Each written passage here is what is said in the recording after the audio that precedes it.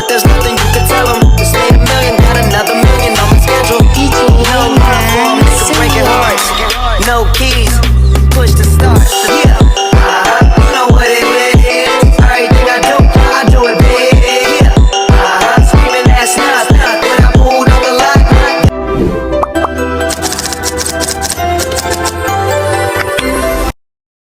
Hi, my name is Nur Najihah. Now I will speak about introduction.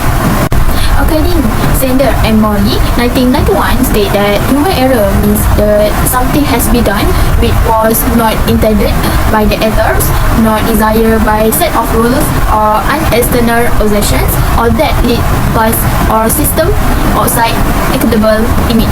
Meanwhile, Honagle in 1993 said that human error is an erroneous action can be defined as an action which fails to produce the accepted result and or which produce unwanted consequence. Lastly, human error definitions by Mariam Webster state that it is a person mistake rather than on the failure of a machine. There are generally 6 types of human error, and derivations should be between error and verifications. This in turn can that be subdivided into skill-based, rule-based, and knowledge-based error and validations. I explain briefly about the type of human error. Firstly, skill-based error. These occur during routine tasks and are often associated with sleep and laxity. There are associations that fail to achieve the desired outcome due to a failure in motor skill and perception. Secondly, rule-based error. These occur when individuals follow the wrong procedure or violate established rule.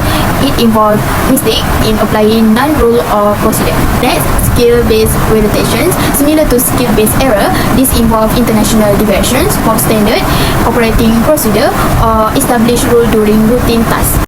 Next, rule-based validation liberates violations from rules and procedure that are based on a constitution's decisions to ignore established guidelines.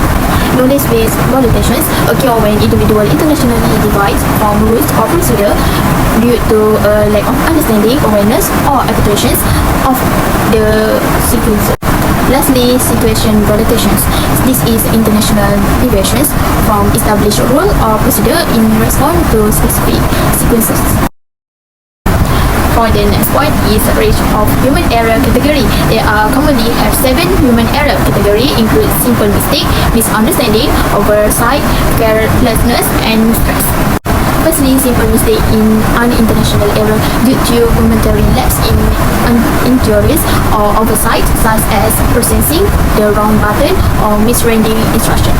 Secondly, misunderstanding is error arising from misinterpreting information or instructions, incorrect training, or lack of knowledge.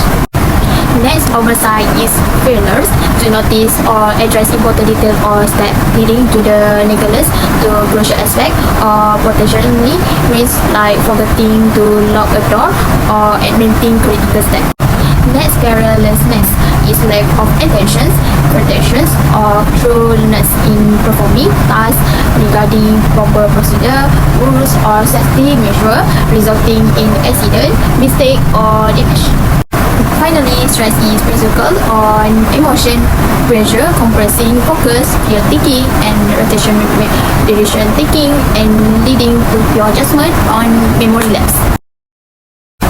Next, we will cover different of human error in form of error and rotations in marine industry.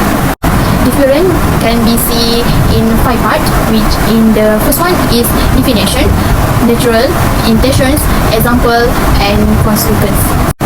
I will gonna highlight about the definition and consequence as the previous has been covered by me. In terms of definitions, error is more to unintended action relating human factor and not divided by constitution's decisions. Meanwhile, validation it is international actions from established rules, regulations, or procedure that involve willful non-compliance with prescriptions standard. The next one is consequences, because both of these actions have their own consequences.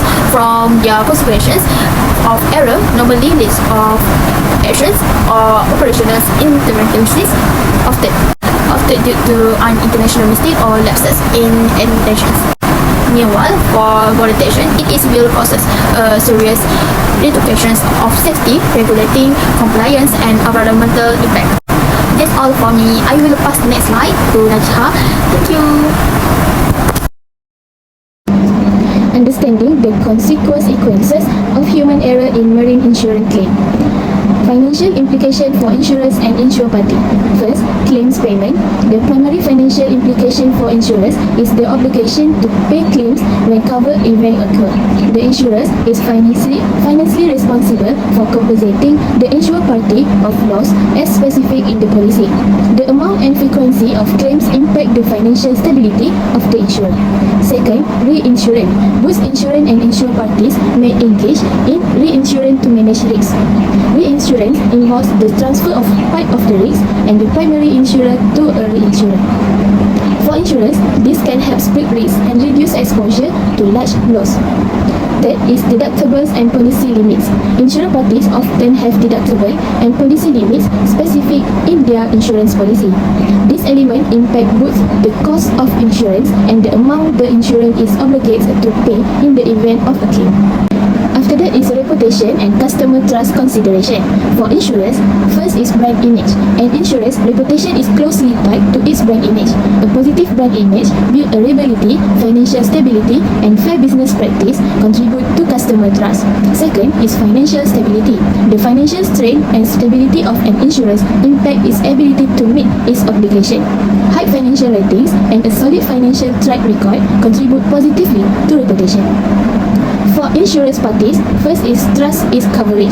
Insured parties need to trust that their insurer will honor the terms of the policy and provide coverage when needed. Confidence in the insurance liability is essential. Second, communication. Transparent and clear communication from the insurer regarding policy details, change, and claims process help build trust among insured parties. Mitigating risk associated with human error. First is training and education. For training and education, provide comprehensive training for employers to ensure they understand their roles, responsibility, and tasks. Second is include specific training on critical process and procedure, impensif potential, pitfall, and consequence of error. Second is standard operation procedure or SOP. SOP is developed clear and concise SOP for all relevant process. Ensure that employers have easy access to this procedure. Regularly review and update SOP to incorporate, listen, learn, and address new challenges. Third is incident reporting and analysis. For incident reporting and analysis, establish a culture that encourages reporting of error without fear of punishment. Analyze report incident to identify root cause and implement corrective action. 4 is 2% rules. For critical tasks, consider implementing a 2% rules where two individuals must independently verify and authorize an action to reduce the risk of error going unnoticed. After that is best practice in mitigating human error risk. First is checklist and job aids. Implement checklist and job aids to guide employers through tasks and process, reducing the likelihood of overlooking critical steps. Second is leadership and accountability. Leadership should set a positive example by prioritizing safety and addressing two procedures. Third is regular training drills. Conduct regular drills or simulation to practice emergency procedure and response, helping employers become familiar with critical tasks. For the conclusion is the impact of human error is a significant concern that can lead to financial loss, operation distribution, and safety hazard. While complete elimination of human error may be impractical, implementing effective risk management strategies can help mitigate its consequences. By incorporating the strategies into the maritime insurance landscape, industry participants can work towards minimizing the impact of human error on safety, operation efficiency, and insurance claims.